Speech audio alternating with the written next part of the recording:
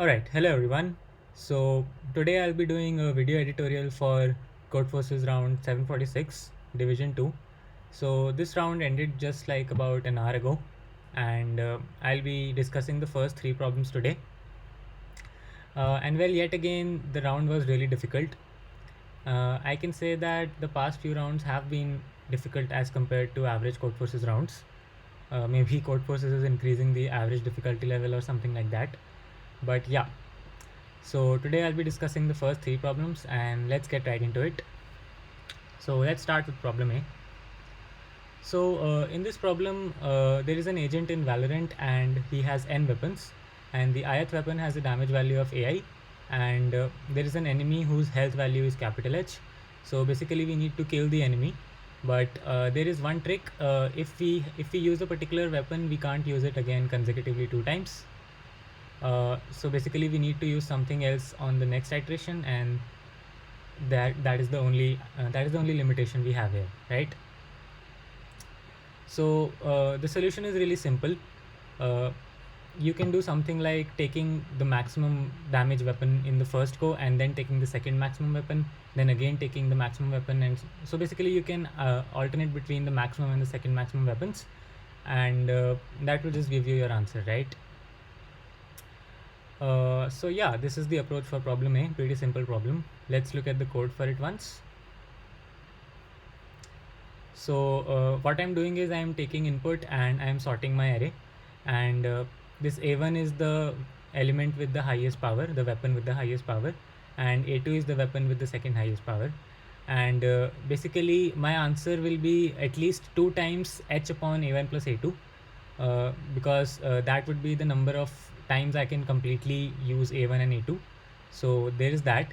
But then some power will remain, some value of health will remain for my alien, and this remaining value, if it is less than equals to A1, then I need one more weapon, and if it is greater than A1, then I'll need two more weapons. So that is why if h is less than equals to A1, I am incrementing my answer by 1, otherwise I'm incrementing my answer by 2. Also, if h is 0, then I don't need to increment my answer at all. So this is it. This was pretty simple for a problem A. And yeah, so I think we should move to the next problem now. Coming to problem B.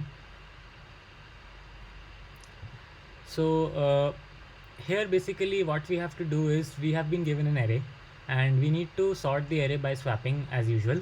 But the limitation which we have this time is, if we are swapping two elements, then the indices of these two elements have to differ by at least x, right? So if we are swapping ai and aj, then modulus of I minus j should be at least x. And finally we need to tell whether we can possibly sort the array or not. It's a yes no question, and let's see how to do this. So let's say I have an array like this. Let's say this is my array, and what I'm going to do is I'm going to divide this array into three regions.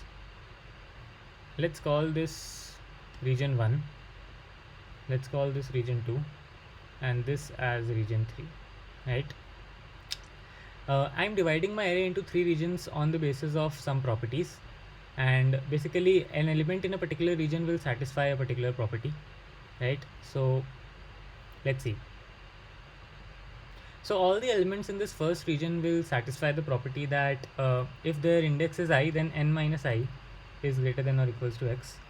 And similarly, all the elements in my third region will satisfy the property that if their index is I, then I minus 1 is greater than equals to x. And what this first condition means here is that any element in region 1 can be swapped with any element in region 3, right? Similarly, any element in region 3 can be swapped with any element in region 1, right? And basically, the property that the element in the second region has to satisfy is that it is satisfying none of the first two properties, right? So basically, that is to say that these elements are not movable. These elements can neither be moved to the left or nor to the right. So these elements are not movable. That is, I minus 1 is less than x and n minus I is also less than x. Right, so I have successfully divided my array into 3 parts. It is possible that the second part is completely empty. There is no element for which these two properties are satisfied, and that is good. That is even good for me. Let's see how this division actually helps me, right? So I have partitioned my array into 3 parts, and let's see how this partitioning is now going to help me. So the first observation here is that any element in the region 1 can be moved to region 3, right? So if I move any element in region 1 to nth position, right, this nth position surely lies in region 3. So let's say there is an element here in region 1 and I swap it with the nth element. So this element now comes here, right? And since we know, so basically this element is now in region 3 and it is on the nth position, the last position of the array. And I know that any element in region 3 satisfies this particular property. That means that any element in region 3 can be further moved to region 1, right? So I started with an element in region 1 and I know I can move it anywhere in region 3.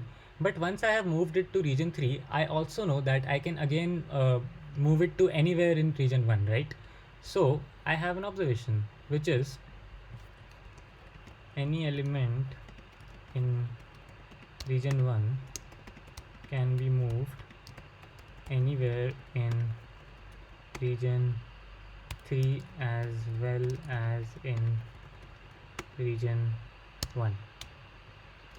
So this is my first observation, and using a totally similar argument I can say that any element in region 3 can be moved to anywhere in region 3 as well as region 1, right? So these two are the critical observations for solving this problem, and let's talk about all the elements in region 2. So if an element is in region 2, it's basically immobile, right? It can't be moved anywhere.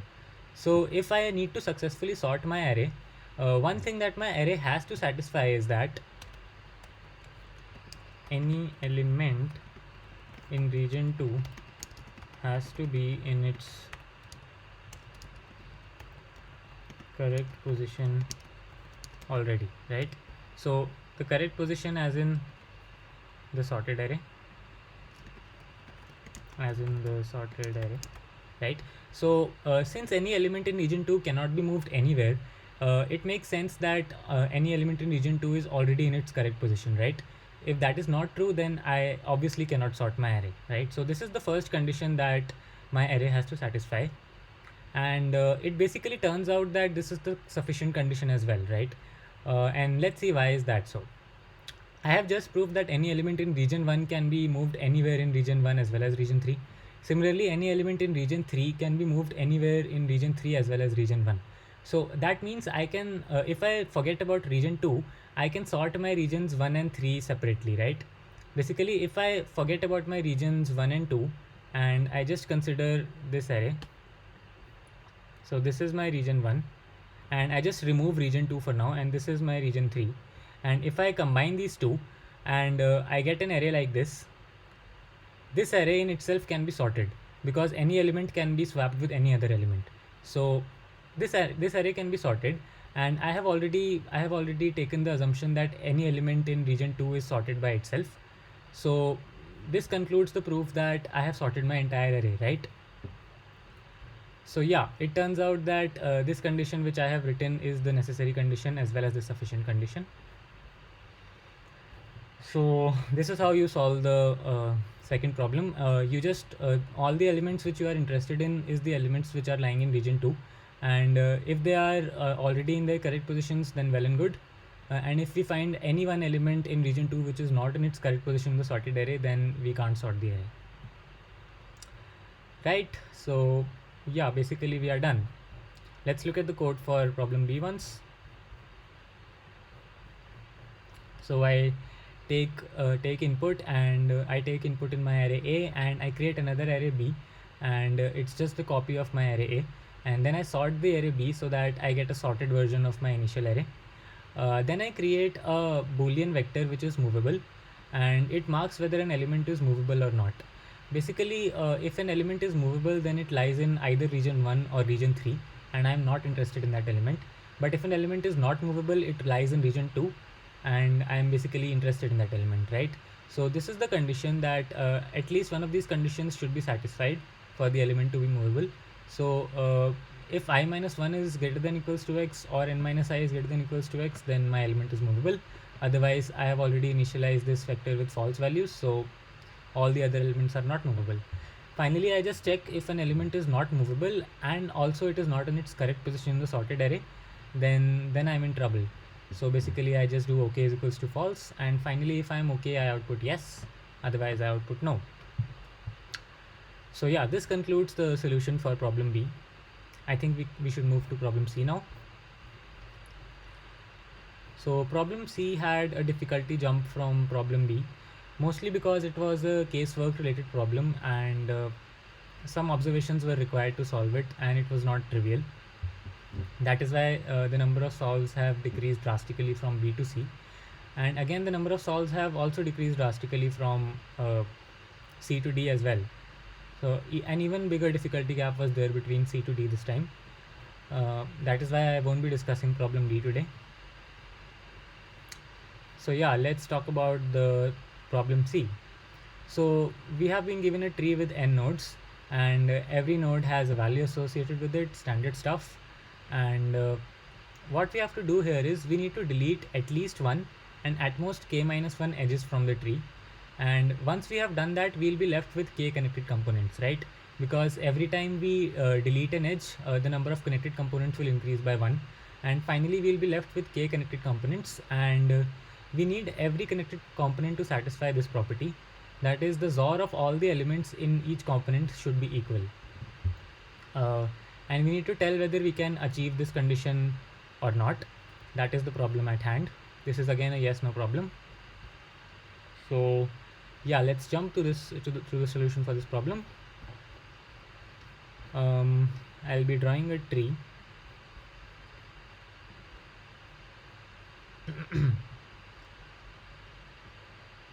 Even before that, let's talk about some observations first. So let's say I have k connected components,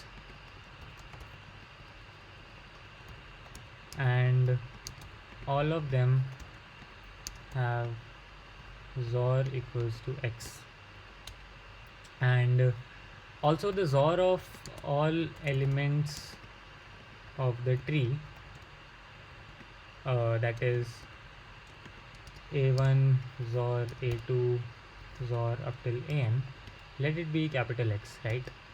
So I have k connected components. Let's say I have achieved a configuration where I have k connected components and all of them have the same value. Then I'll have x XOR x, this should be small x, XOR x up till k times is equals to capital X, right? Because capital X is equals to the XOR of all the elements, and these k connected components are disjoint, so I can say that the XOR of x k times is equals to capital X, right? So basically there are two cases here. Case 1 is when k is odd, no, when k is even, and case 2 is when k is odd, right? So let's talk about what happens when k is even. So we know that for any element x XOR x is nothing but 0, right? So really what we have is, if k is even, then we have x XOR x XORed with x XOR x, and this is happening k by 2 times, right? So really what we are doing is we are so this will become 0, so we have 0 XOR 0 up till k by 2 times.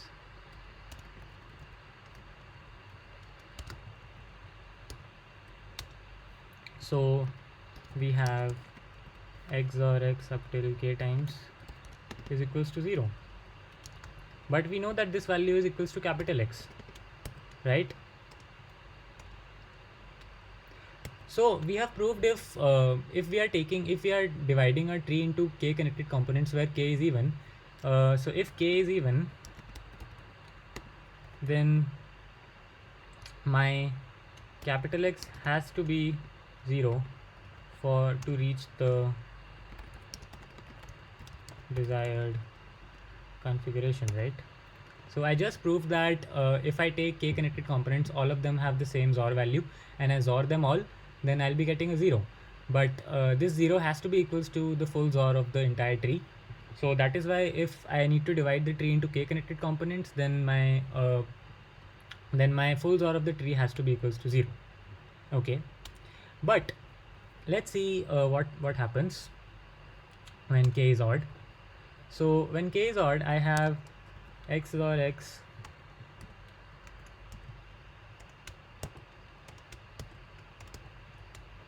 So I have this thing k by 2 times, floor of k by 2 times basically, and another x remains, right? So basically I have 0 XOR 0 k by 2 times XORed with x. Basically this is equals to 0 XOR x, which is equals to x, but this thing has to be equals to capital X, right? So that means all the connected components which have the same XOR value, that XOR value has to be equal to the full XOR of the tree, right? So I have come to two conclusions. One is when one is the first case when the full XOR of the one is the first case when k is even, and in that case I have proved that to reach my required condition, the full XOR of the tree has to be equals to 0. And the second is the case when k is odd, and there I have proved to reach the required condition, I'll partition my tree into exactly k connected components such that the full XOR of all the connected components is equal to the full XOR of the entire tree, right? So these are the two claims I have done. Now let's draw a tree and see how to reach at the solution from these claims. So I have a tree like this.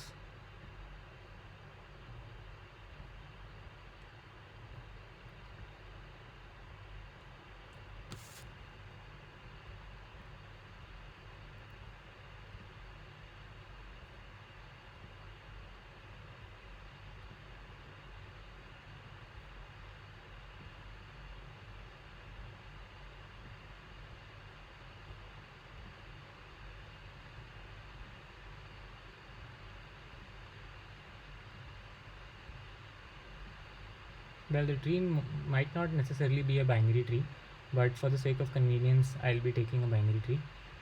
So yeah, let's say I have a tree like this, and let's consider the first case when the full XOR is 0, when capital X is equals to 0. I know that in this case I can get to my desired configuration by taking an even number of connected components. So why not try for the number of connected components to be 2, right? So let's try to achieve the goal using 2 connected components. Case 1.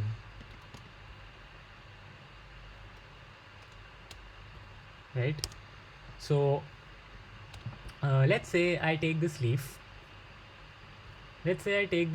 And I cut this edge. So I'll be left with 2 connected components. One is this leaf and one is the entire tree which remains, right? So I'm taking the case when the full XOR is 0. Let's say that this node has a XOR of A, and the entire XOR of the rest of the tree can be B, right? So the XOR of all the remaining nodes is B, and the XOR of this leaf is B. This leaf is A, right? And I know the full XOR of the tree is 0, so I can say that A XOR B is equals to 0, where B is the XOR of all the remaining nodes, right? And a is the value in the leaf node. So this implies that a is equals to b, right? So this shows that if I take any leaf node and I remove it, then the XOR of the remaining tree will be equals to the value of that leaf node only, and this is an optimal situation for me. Why is that so? Because I have successfully partitioned my tree into two connected components such that both the connected components have the same XOR value, and that was my goal, right? Also, if you look at the constraints, k is greater than or equals to 2. So if I'm doing this using two connected components, then I'm good, right? For whatever the value of k be, I have done it using only two connected components, so k will be at least 2. So answer is always yes if capital X is equals to 0, right? So this proves that if the full XOR of my tree is equals to 0, then my answer will always be equals to 0. Great. So with this case out, let's talk about the second case. So this is where things get a bit tricky. When x is greater than 0, right? Let's erase this thing. Okay. So now really what we are doing is we know that if the full XOR is 0, then I can do it using an even number of partitions. But here I know that my full XOR is greater than 0, so I will need an odd number of partitions. As claimed from the previous stuff, if k is odd, then small x has to be equals to capital X. So when capital X is greater than 0, I will need an odd number of partitions, that is for sure. So number of connected components has to be odd, right? Also, so basically I can say that my number of connected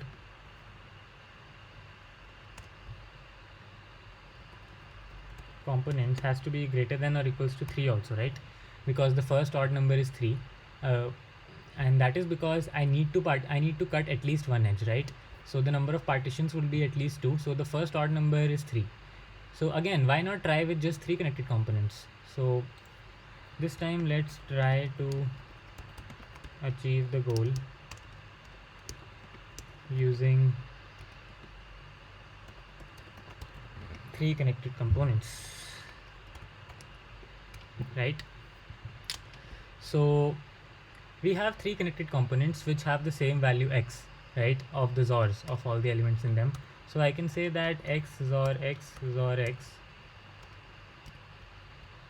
is equals to capital X, right? And x is equals to capital X. As I have proved previously, the XOR of all these 3 connected components has to be equal to the full XOR, right? Alright, so I'm cutting my tree into 3 disjoint parts, and there are really two ways I can do it. One is a way like this, where both the parts are disjoint, that is both the parents. So what no nodes in these two subtrees are common, right? So if I'm cutting this edge, then I'm getting this subtree, and if I'm cutting this edge, then I'm getting this subtree, right? So this is one way to do things, but there is also another way I can cut two edges, right? And the second way is first I cut this edge. I'm sorry. So first I can cut this edge, and then I can cut this edge, right? So basically these two cuts have common nodes in them, right? This leaf is common in the two cuts, right? So first let's take case 1, that is I am cutting two disjoint parts and they don't have any node in common. So let's say I'm cutting this and this edge. So basically I'll be left with this particular subtree, and all the remaining other nodes, right?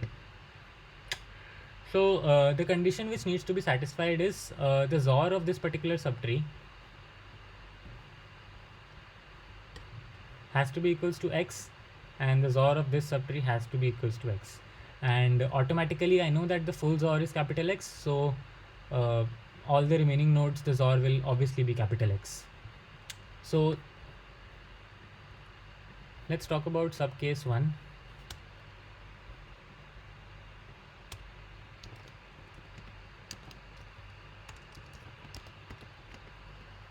Both cuts are disjoint.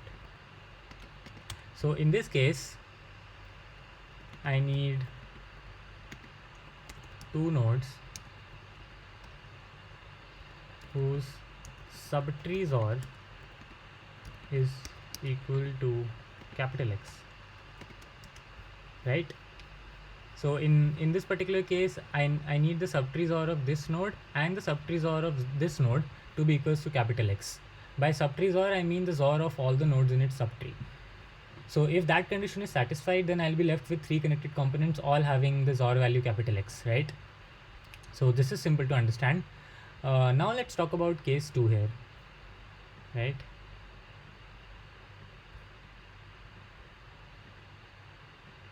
So for case 2, let's say I first cut this node, this edge, and then I cut this edge, right? So I'll be left with this particular node and these 6 nodes and all the rest of the nodes, right? Let me mark the connected components which I'll be left with. This connected component, then something like this, and finally something like this, right? Okay. Alright, so I know that to reach the desired situation, all these three connected components has to have a XOR value of capital X, right? So basically this leaf node has to have a XOR value of capital X, and I can just remove it. But if I want this second subtree to also have a XOR value of capital X, then what should be the XOR of the subtree XOR of this node? So the subtree XOR of this node should be the XOR of all the elements which are in this connected component and all the elements which have been removed from this connected components. In this particular example, I am removing just this one node, right? And I already know that the subtree XOR of this particular node is equals to capital X, and the subtree XOR of this entire connected component is also capital X. So basically its subtree XOR is nothing but capital X XOR capital X, which is nothing but 0, right? So basically the subtree XOR of this node has to be equals to 0, and the subtree XOR of this node has to be equals to capital X, and the subtree XOR of this node will be equals to capital X because this is the root node. And if the XOR of these two connected components are capital X, then I don't need to worry about the third connected component because I know that the entire XOR of the tree is capital X. So this third subtree will automatically have a XOR value of capital X. So basically what I need is the subtree XOR of one node to be capital X and the subtree XOR of any one node in the path, let this node be n1, in the path from n1 to the root be 0. In this case, if any of these three nodes, these two nodes, this root will obviously not be included. If any of these two nodes have a subtree XOR of 0, then I can consider these cuts. So if this node had a subtree XOR of 0, then I could have also considered this cut in place of this cut, right? In that case, I'll be getting different connected components, but you understand what's happening here, right?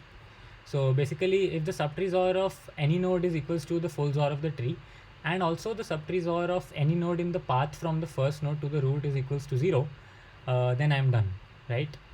So basically, these are all the cases which we need to consider to solve this problem. Of course, this was some hefty casework. That is why the number of solves is quite low for this problem. But all in all, the problem wasn't that much hard. So let's look at the code, right? So this is the code for problem C. The subtrees ors are I'm storing the subtrees ors in the DP array, and I'm also storing a parent array because I need a path. So I run a DFS, and in the DFS I compute the subtrees or values. This is standard DFS stuff.